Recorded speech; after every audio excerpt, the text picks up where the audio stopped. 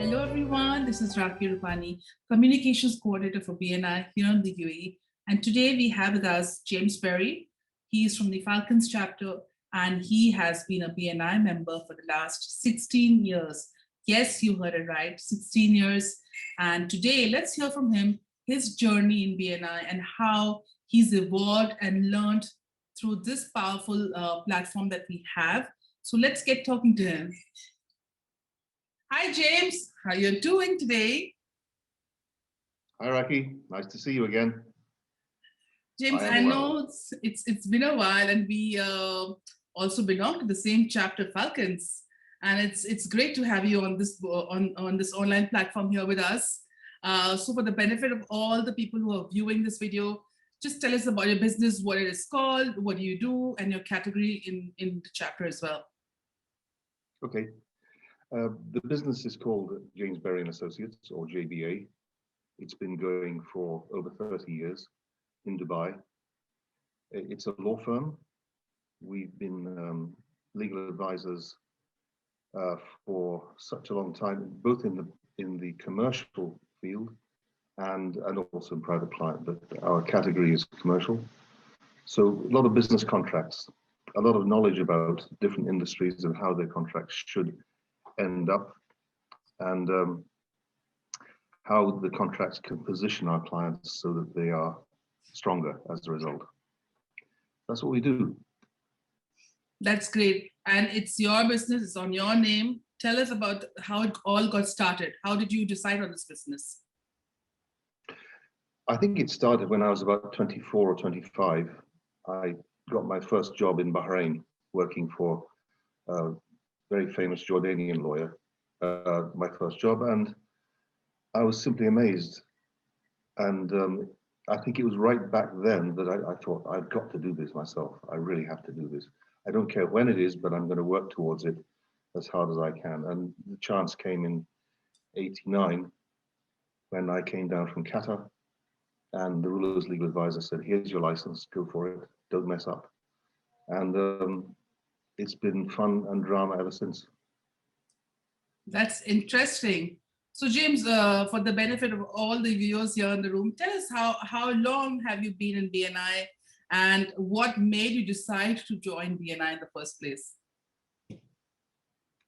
I've been in BNI for 16 years now, and it all began with a chap called Juza Adamji, who I knew. We were members of the round table at the time, and he was a member of the Falcon chapter, which was the only chapter. And he asked me if I'd be interested to come as a visitor. And of course I said yes. And that was it. I'm still in touch with Juza regularly all these years later, even though he's traveled to other countries. So it's his fault. Tell me something. I mean, we know that for some of the categories, which I truly believe that even you agree with that, business comes as a natural. People need that service and it immediately happens for them. But when did you realize at what point that BNI was actually going to work for you? Okay, that's a little more difficult to gauge because the Falcon chapter was the first chapter ever in the Middle East. We were all sort of finding our way and trying to see what we're supposed to be doing. I think we all knew why we were meeting. And of course, IT was nothing in those days. And so the whole format was different. It was all very physical. There were bits of different colored paper flying around the table and being collected and counted up and things. It couldn't be more different than what it is now. It's so sharp and so focused and so efficient now that less effort is required to get the same results or better. It's changed a lot. That's interesting. This actually leads me to my next question. One of BNI's core value is traditions and innovations. Speaking of the colored paper flying, which I totally agree with that. What innovation have you seen over the years, especially given from the last year? Share with us, what do you think happened in the early days and how do you feel about it? How do you feel about it today? Well, I think one of the biggest sea changes has been the introduction of social media into the way we portray ourselves and the way we interact with both members and non-members. It has really changed everything as far as I'm concerned. Online meetings, of course, more recently. Online meetings are something that we're getting better and better at. And I'm sure that when the time comes to have physical meetings, there'll be the online option or something like that, because some people find that it works so well for them. Or you may have chapters that are online chapters and chapters that meet in person. I don't know. It's all a bit of guesswork. So social media is the big one, and this online meeting that was imposed on us. I think a lot of people will enjoy getting back to meetings in person. But traditions and innovation are really two sides of the same coin. It is, I think, the BNI and in general Dubai always innovates. There's always innovation going on, and Dubai seems to attract innovators and people with talents, really good talents. And that's a kind of tradition. That's what Dubai is. Dubai is a place where you get that. Yeah. So they're both sides of the same coin. And tradition's good because it being only one side of the coin, it provides the continuity and the uniformity which helps to glue things together. But without the innovation, it would be a different story altogether. I think BNI needs both in equal measure. That's what I think. Exactly. Speaking of the online sort of traditions that we're doing in terms of the innovations and a lot of different sort of tools and resources we are lately having coming up in BNI, starting from the university to a lot of different trainings which are happening on BNI in terms of the online world. Any particular tool or resources in BNI that you find the most helpful? There's really two. One, of course, as you say, is the university and the online learnings. I think that has been quite good because, you know, much of it is things that I hadn't thought of, and much of it is things that I thought of in a different way. And it's nice to get people who are really leaders in their field to give you thoughts, and those thoughts just percolate. Especially Ivan Meisner. I think he's such a straightforward, direct, simple person that when he comes forth with a lesson or something for you to think about, normally it stays with me a long time. So that's one. And of course, the other one is one-to-ones. That, I think, is the heartbeat of BNI in general, and certainly the Falcons. The one-to-ones give you texture to the relationships between the members. You can actually 3D, people become 3D people as opposed to just a face on the screen. And you get to know them. And there's one or two people that I've got to know really well, and they've moved on to different countries, but they're going to be friends for life, for sure. And if I hadn't joined the Falcon chapter, I wouldn't even know they existed. That's great. Let me ask you another question, which kind of relates to this one. Being a member for BNI, especially in the Falcons, I think more than 15, now 16 years, you said. Have you been in touch with any of the members since they've moved on for different reasons? Yeah. Well, of course, Juzur is one, the guy who invited me in the first place. He's a steadfast friend. Tom Otten, who was a member of the chapter, who is quite an influencer and who's a real ambassador for Gulf for Good and for Larchfield, the charity that I set up in Tanzania. He really has done a super job to promote Gulf for Good and Larchfield, and he was a member of the chapter.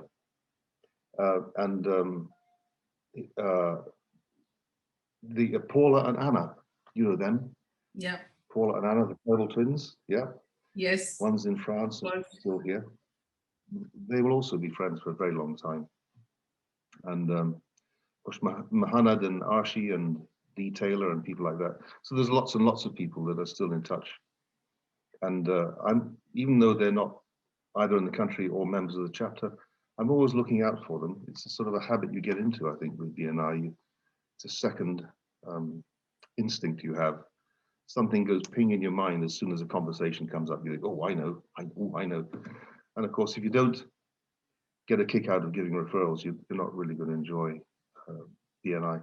So I think a central part of it, and a thing that keeps people in touch for years to come, is this actual desire to get people business. And that's really most of the fun of being part of BNI, is to see, now, what can I do today? Absolutely. Yeah. Yeah, that's how I think about it. And the people actually who moved on have probably reinvented themselves several times by now, and they're either retired or they're bosses of big businesses and things. It's a real life journey.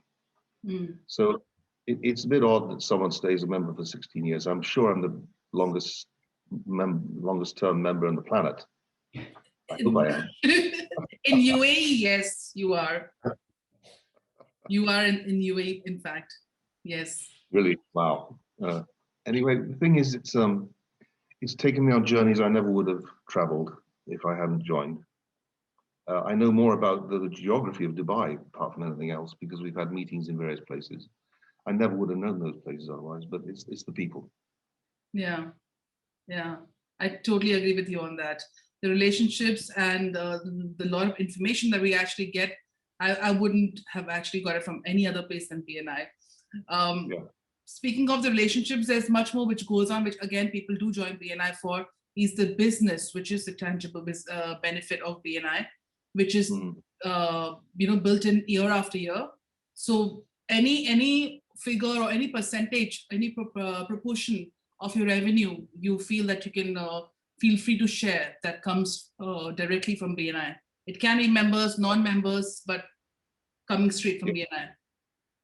Oh, yeah. Of course, before I answer the question, you've got to realize that with 16 years, the trail of business gets more confusing and more tangled as each year goes by. But it is a significant part of our business, the BNI relationships and the referrals we get.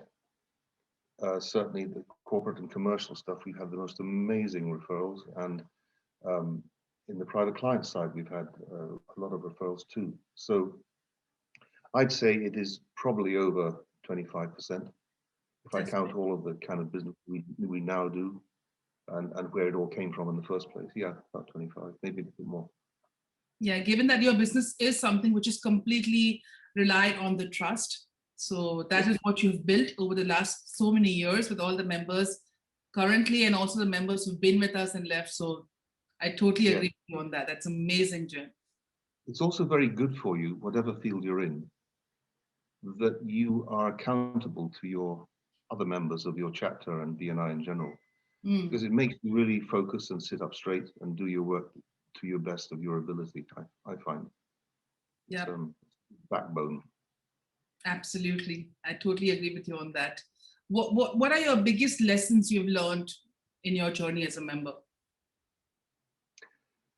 I've learned, I suppose, that a chapter should have people in it who really get it.